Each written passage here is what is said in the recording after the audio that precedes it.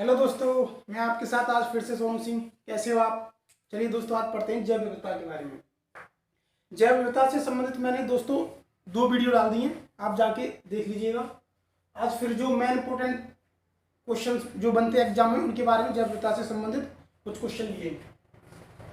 जैव विविधता मैंने आपको किसी वीडियो में बताया था। जैव विविधता यहाँ जीवों और वनस्पतियों की अत्यधिक विविधता हो, अत्यधिक प्रजातियां पाई जाती हों। इसके बारे में सबसे पहले पढ़ते हैं। ऐसा क्षेत्र सबसे पहले है उष्णकटिबंधीय वर्षावन। उष्णकटिबंधीय वर्षावन क्या होते हैं दोस्तों? ये उष्णकटिबंधीय वर्षावन पृथ्वी के केवल 5% भूभाग पर व्याप्त हैं या फिर स्थित हैं या फिर क्षेत्र है। जो उष्णकटिबंधीय वर्षावन है, इनका पृथ्वी पर केवल 5% क्षेत्र है और इसी 5% क्षेत्र में दुनिया के 50% जीव एवं वनस्पतियां बोले तो जैव विविधता का भंडार है।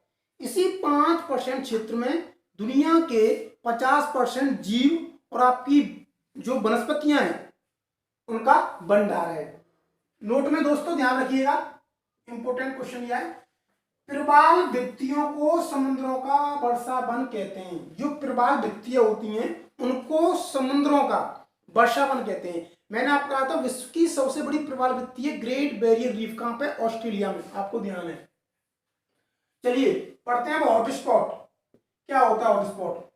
जैव विविधता से संबंधित ऐसे क्षेत्र। किससे? जैव विविधता से संबंधित ऐसे क्षेत्र जहां आवास विनाश के संकट के कारण प्रजातियों के लुप्त होने का संकट हो। जैव विविधता से संबंधित ऐसा क्षेत्र यहां आवास विनाश के कारण जो प्रजातियां होती हैं उनके लुप्त होने का संकट हो, वो ऐसे क्षेत्र हॉटस्पॉट क्षेत्र कहलाते हैं। दोस्तों वो जो एक बुक है जो जिसमें प्रजाति लुप्त होने की बात बताई गई है, उसके बारे में अभी आपको बताऊंगा मैं। विश्व में कुल 25 हॉटस्पॉट हैं। ठीक है, कितने? विश्व में कुल 25 हॉटस्पॉट हैं, जिनमें से 2 भारत में हैं। विश्व में जो कुल हॉटस्पॉटों की जो पहचान की गई है, वो 25 हॉटस्पॉटों की पहचान की गई है, जिनमें से हमारे भारत में 2 हॉटस्पॉट हैं। नंबर 1 आपका पश्चिमी घाट और नंबर 2 आपका पूर्वी हिमालय। मैंने आपको उस दिन चित्र के अकॉर्डिंग बताए थे कि पश्चिमी घाट कहां पे और पूर्वी हिमालय कहां पे। नोट फिर इंपोर्टेंट लिया मैंने। भारत में विश्व के पादप प्रजातियों का 18% और जंतु प्रजातियों का 7% निवास करता है। हमारे भारत में विश्व के पादप बोले तो पेड़ पौधे की जो प्रजातियां होती है उनका 18% 18% और जंतु प्रजाति का 7% निवास करता है। चलिए दोस्तों, इस जैव विविधता के संबंध में, इसके संरक्षण के लिए, इसके बचाव के लिए सबसे पहले हुआ था इसके विकास के लिए पृथ्वी शिखर सम्मेलन। दोस्तों ये पृथ्वी शिखर सम्मेलन है, ये 1992 में रियो डी जेनेरो में हुआ था। पृथ्वी शिखर सम्मेलन 1992 में रियो डी जेनेरो में हुआ था। किसके लिए? सतत विकास के लिए हुआ था। जैव विविधता के लिए, जीवों वनस्पतियों के संरक्षण के लिए, बचाव के लिए, उनके ऊपर सतत विकास के लिए, उनका सतत विकास होता रहे के लिए जो पृथ्वी शिखर सम्मेलन 1992 में हुआ था। इसमें दोस्तों एक योजना स्वीकृत की गई थी, उसका नाम था एजेंडा 21। पृथ्वी शिखर सम्मेलन में एक योजना स्वीकृत की गई थी। आपसे एग्जाम में पूछा जाएगा कि पृथ्वी शिखर सम्मेलन हुआ था, उसमें कौन सी योजना स्वीकृत की गई थी, तो आप कहोगे एजेंडा 21। इस सम्मेलन में भारत सहित 171 देशों ने भाग लिया था। जो पृथ्वी शिखर सम्मेलन हुआ था, इसमें हमारे इंडिया सहित, भारत सहित 171 देशों ने भाग लिया था और यह संधि 1993 में प्रभावी हुई थी। 1992 तो पृथ्वी शिखर सम्मेलन सतत विकास के लिए हुआ था, लेकिन यह संधि है जो प्रभावी हुई थी 1993 में हुई थी। सीबीडी, इस संधि को सीबीडी भी कहते हैं, कन्वर्जन बायोलॉजिकल डिमांड। जैव विविधता के संरक्षण हेतु भारतीय संसद ने 2002 में जैव विविधता अधिनियम पारित किया था। जैव विविधता के संरक्षण हेतु, बचाव हेतु हमारे तो जो भारतीय संसद है, भारतीय संसद ने 2002 में जैव विविधता प्राधिकरण अधिनियम पारित किया था 2002 में, और जिसके तहत चेन्नई में, कहां पे, चेन्नई में राष्ट्रीय जैव विविधता प्राधिकरण की स्थापना की गई थी। और इसके तहत चेन्नई में जो 2002 में राष्ट्रीय प्राधिकरण जैव विविधता अधिनियम पारित किया गया था, इसके तहत चेन्नई में राष्ट्रीय प्राधिकरण की स्थापना की गई थी। चलिए दोस्तों पढ़ते हैं साइट्स। क्या होता है ये साइट्स? ये साइट्स विश्व का सबसे बड़ा वन्य जीव संरक्षण समझौता है। साइट्स एक ऐसी संस्था है जो विश्व लेवल पर विश्व के जो वन्य जीव संरक्षण, उनके बचाव के लिए एक साइट्स संस्था चलाई गई थी। इसमें क्या हुआ था, इसके तहत राष्ट्रों को निर्देश दिया गया था कि वे जीवों एवं उनके अंगों पर प्रतिबंध लगाएं। इसके तहत साइट्स के अकॉर्डिंग राष्ट्रों को निर्देश दिया गया था कि वे जीवों और उनके अंगों पर प्रतिबंध लगाएं। उनका कोई भी किसी भी प्रकार का व्यापार नहीं होगा। जीवों और जीवों के अंगों का किसी भी प्रकार से व्यापार नहीं होगा। ये राष्ट्र विश्व लेवल स्तर पर एक संस्था प्रकाशित की गई थी, यहाँ पर चलाई गई थी, जिससे कि हमारी जो जीव है आपके और उनकी जो अंगे, उनके ऊपर कोई भी जीवों और अंगों का किसी भी प्रकार से व्यापार, दुर्व्यापार नहीं होगा। ठीक है, चलिए दोस्तों पढ़ते हैं जैव मंडलीय आरक्षित क्षेत्र। जैव विविधता और पारिस्थितिकी को संरक्षण प्रदान करने वाला क्षेत्र ही जैव मंडलीय आरक्षित क्षेत्र होता है। जो जैव विविधता और पारिस्थितिकी को संरक्षण, आपका जैव विविधता और पारिस्थितिकी दोनों को संरक्षण प्रदान करने वाला जो क्षेत्र होता है वो जैव विविधता आरक्षित क्षेत्र होता है। इसके बारे में भी आपको बता रहा हूं और आगे इसके बारे में पढ़ लेते हैं।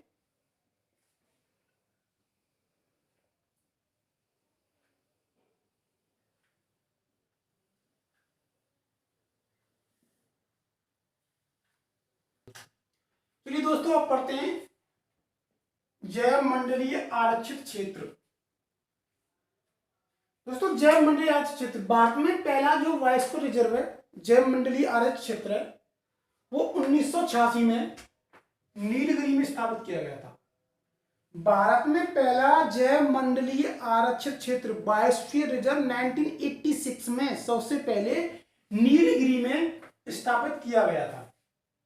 दोस्तों नीलगिरी की पहाड़ी दक्षिण भारत में स्थित है। जो नीलगिरी की पहाड़ी आपकी दक्षिण भारत में स्थित है। इसका विस्तार है, जो इसका विस्तार कर्नाटक, केरल और तमिलनाडु तक फैला हुआ है।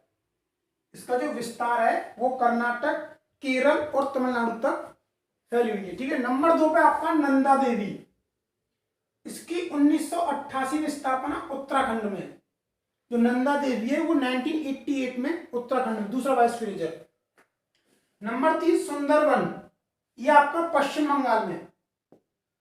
दोस्तों कुल जैव मंडलीय आरक्षित क्षेत्र हैं वो आपके 18 हैं।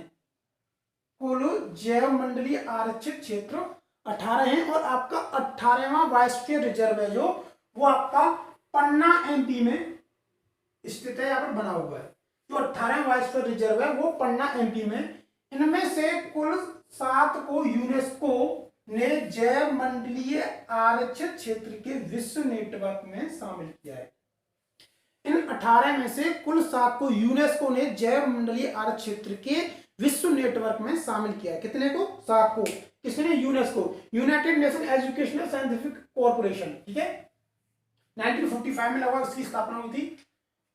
सबसे पहले नीलगिरी जो आपकी यहां से कर्नाटक, केरल और तमिलनाडु तक फैली हुई है। नंबर 2 पे नंदा देवी आपका उत्तराखंड, सुंदरवन पश्चिम बंगाल में, मन्नार की खाड़ी आपके तमिलनाडु में, शिमलीपाल आपका उड़ीसा में, पंचमढ़ी एमपी मध्य प्रदेश और आपका नौकरेक ये आपका मेघालय में। ठीक है, ये आपके साथ बायोस्फीयर रिजर्व को जो यूनेस्को ने विश्व धरोहर सूची नेटवर्क, विश्व के नेटवर्क में शामिल किया है वो 7 बायोस्फीयर रिजर्व है ये। ठीक है, चलिए देश का सबसे बड़ा बायोस्फीयर रिजर्व मन्नार की खाड़ी है। तो देश का सबसे बड़ा बायोस्फीयर रिजर्व आपसे एग्जाम में पूछा जाए कि हमारे भारत का सबसे बड़ा बायोस्फीयर रिजर्व कौन सा है, तो आप बोलोगे मन्नार की खाड़ी। और सबसे छोटा बायोस्फीयर रिजर्व है आपका डिब्रू सैखोवा, कहां पे, असम में। और सबसे छोटा है डिब्रू सैखोवा, ये दोस्तों असम में है। तो सबसे ज्यादा जो बायोस्फीयर रिजर्व है वो आपके एमपी, मध्य प्रदेश में। कहां पे, मध्य प्रदेश में। चलिए पढ़ते हैं अब नेशनल पार्क के बारे में। प्राकृतिक आवास को संरक्षित करने के लिए नेशनल पार्क को बनाए गए हैं। जो प्राकृतिक आवास है उनको संरक्षित करने के लिए, बचाव के लिए, यहां पर प्राकृतिक आवास को नुकसान पहुंचाने वाले किसी भी गतिविधि जैसे कटाई चराई की अनुमति नहीं है। नेशनल पार्क में मनुष्यों द्वारा जो भी किसी प्रकार की आवास विनाश को नुकसान पहुंचाने वाली गतिविधि जैसे कटाई चराई, जो पशुओं को जो ले जाके चराने की अनुमति, नेशनल पार्क में ऐसी कोई भी गतिविधि की अनुमति नहीं है नेशनल पार्क में, ध्यान रखिएगा। और जो नेशनल पार्क की जो एरिया है, जो क्षेत्र है, वो सीमित रहता है। चलिए अब पढ़ते हैं वन्य जीव अभ्यारण्य। जीवों और वनस्पतियों को सुरक्षा प्रदान करने के लिए जो वन्य जीव अभ्यारण्य क्यों बनाए गए हैं, ये जीवों और वनस्पतियों को सुरक्षा प्रदान करने के लिए। यहां स्थानीय लोगों को वृक्षों की सीमित कटाई करने की, कटाई चराई ऐसी इस प्रकार की जो गतिविधियां, आप जो वाइल्ड लाइफ सेंचुरीज में पशु वसु भी, जो भी स्थानीय लोग हैं अपने जाके पशु वसु भी चरा सकते हैं। इस प्रकार की जो सारी गतिविधियां वो वाइल्ड लाइफ, जो वन्य जीव अभ्यारण्य है, वाइल्ड लाइफ सेंचुरीज में इस प्रकार की गतिविधियों को अनुमति दी गई है। ठीक है दोस्तों, हमारे जो भारत में 18 बायोस्फीयर रिजर्व में, कितने, 18 बायोस्फीयर रिजर्व में सबसे ज्यादा मध्य प्रदेश में। ठीक है, लगभग 105 नेशनल पार्क हैं। आपके 2017 तक लगभग 166 नेशनल पार्क थे और आज जो वर्तमान में लगभग 105 नेशनल पार्क हैं और 515 वन्य जीव अभ्यारण्य हैं, और 515 वन्य जीव अभ्यारण्य। दोस्तों जैव विविधता से जितनी भी नॉलेज थी, जितनी भी जानकारी थी, जो मैंने सब कुछ आपको बताया, इन्हीं से क्वेश्चन पूछा जाएगा। मेरी ये जैव विविधता संबंधित दोस्तों तीसरी वीडियो है। और अब मैंने आपको अगली वीडियो में नेशनल पार्क जो अभ्यारण्य, जीव अभ्यारण्य, उनके बारे में जितनी भी इंपॉर्टेंट क्वेश्चन होंगे, जितनी भी आपसे एग्जाम में पूछे जाते हैं, उन्हीं सबको मैं अगले मैप के अकॉर्डिंग अगली वीडियो में समझाऊंगा। और अगर आपको मेरी वीडियो अच्छी लगी हो तो लाइक करें, शेयर करें, सब्सक्राइब करें। जय हिंद।